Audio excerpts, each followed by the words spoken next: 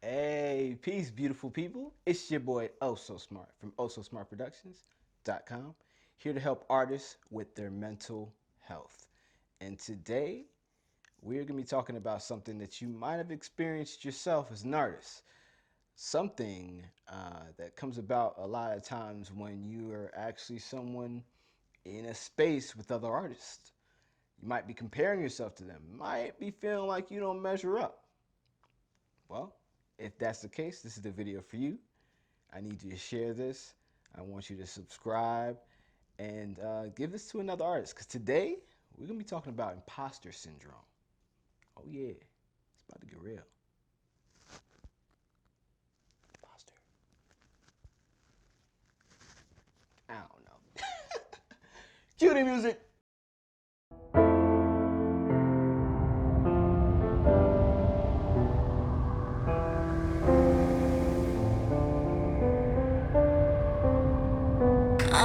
So Smart Productions. All right.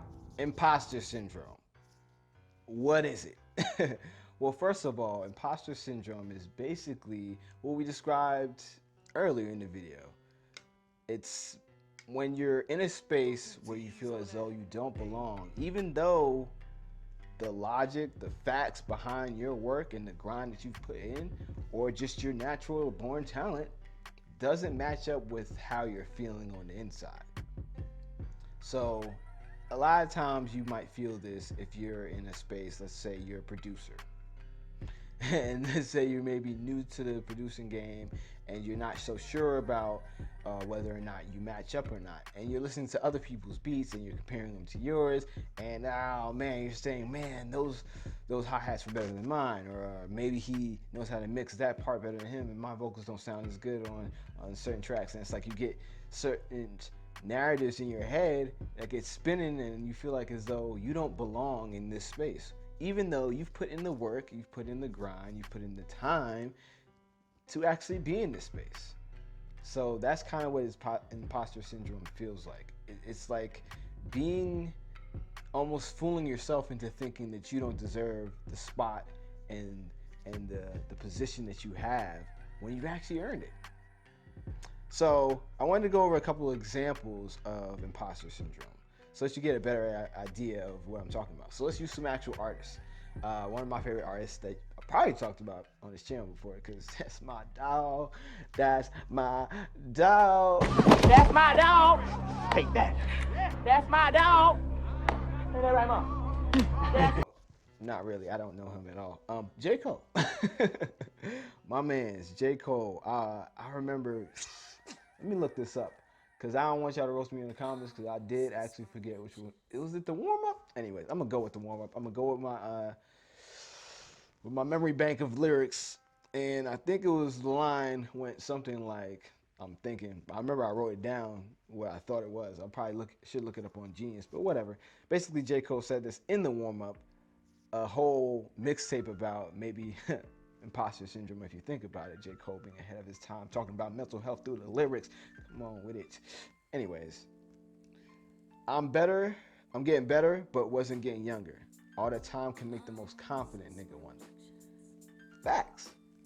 Like, no matter how much you're putting out work, like if you're putting out projects like J. Cole was at that time, putting out fire projects, and at the same time you're not necessarily getting the traction that you feel like you should be, or you're not in the space where you should be, you might even think that, man, do I deserve to be in the space? Have I put in the work? Am I that good? Am I good enough? So if someone like J. Cole, who we all know is a crazy dope, amazing rapper, can feel that way, then you for damn sure can feel that way, because you're human and it's okay. All right, so that's imposter syndrome. One example for J. Cole. Another example, another person who I think is hella dope, and I think even J. Cole has brought this up about Wale when it comes to his mental health. Wale, this dude, man, Wale, that brother is amazing when it comes to his lyrics, his delivery, his flow, and just the subjects that he talks about when it comes to relationships and how he's able to break it down. Yet sometimes I think he suffers from imposter syndrome, where he feels like he doesn't deserve to be in this space. And I'm looking at him like, what? But that's the thing about imposter syndrome. It's like it hits the most talented people. So the very people who are actually the ones that are talented are gonna feel like they don't deserve the spot that they're in. But you know, the reality of it, the facts of what's going on when it comes to your art and the fans that you have and the energy that you bring and the unique space that you've carved out, nobody else can do that. So that goes for any artist who's really out there and putting in the work. If you haven't put out the work and you know that you haven't really done the work, then sometimes you won't feel like you deserve the space because you really don't. But that's a whole other story. We're talking about people who know.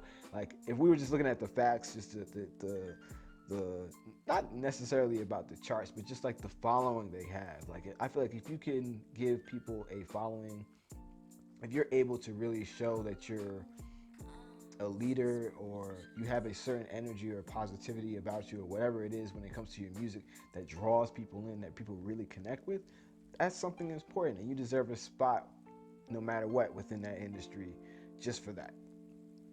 All right, so let's talk about how do we stop imposter syndrome. The number one way, the best way to stop imposter syndrome is to just talk about it. So to talk about the fact that maybe sometimes you don't feel as adequate or feel like you deserve to be in the space because there's a lot of talented people in the room. Just being real about some of your insecurities, some of your flaws, some of the things that you're not 100% sure about. It's okay. You're human. That's the point. You're supposed to be able to learn and grow. And you're not 100% going to be confident in every situation. That's just life, you know? So be vulnerable with other creatives. So if you're a painter and you're like, man, I don't know nothing about painting. Welcome back. I'm glad to see you today. It's a fantastic day here, and I hope it is wherever you're at. I tell you what, let's do just a beautiful little colorful painting today, one that it should make you happy. Man, my brushstroke is just saying hitting it right now. Then just say that. It's okay. Just be like, yo, I don't know if mine is okay. And then the person next to you is like, oh man, mine ain't that tight either. But I feel like yours is actually really good. I like the way you do that and you outline and shade certain. You see, I don't paint. I should have used a production example. But let's say a production example. Me as a producer, someone who's just getting into it a year in pretty much.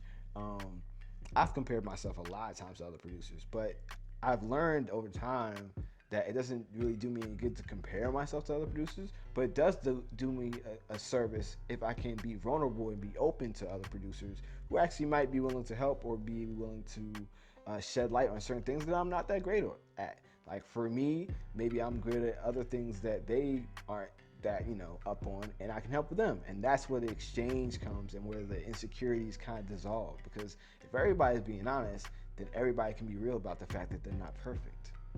But if everybody's fronting, everybody's got to continue to front. So the best way to stop imposter syndrome, be real. That's it. All right, well, I hope you enjoyed this video. Like, subscribe, hit that like button, hit that bell, because apparently the bell is important. Like I said, I'm new to this YouTube stuff.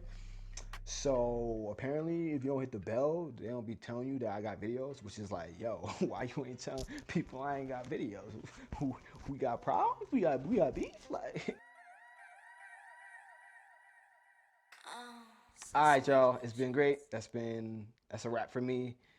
I'll catch y'all on the next video, on the next Mental Health Monday, and on the next topic. Make sure you like, make sure you subscribe, and hit that bell, that notification bell, because apparently if y'all don't hit that, they don't really know what's going on with my videos, and y'all won't really actually be notified, which is kind of messed up. I didn't even know about that. New to this YouTube stuff. But yeah, make sure you do all that because that would be a great help for me. And subscribe, subscribe, subscribe. I am trying to get 10 subscriptions a week. That is the goal. 10 a week until the end of the year. And I'm probably just keep that going. Like if I can get 10 a week, I'm satisfied. I'm trying to grow this community when it comes to talking about mental health as artists as much as possible. So please, if you can, hit that subscribe button and share this video so other people can get on it too. All right. Peace and love. Make sure y'all taking care of your mental wealth. It's important.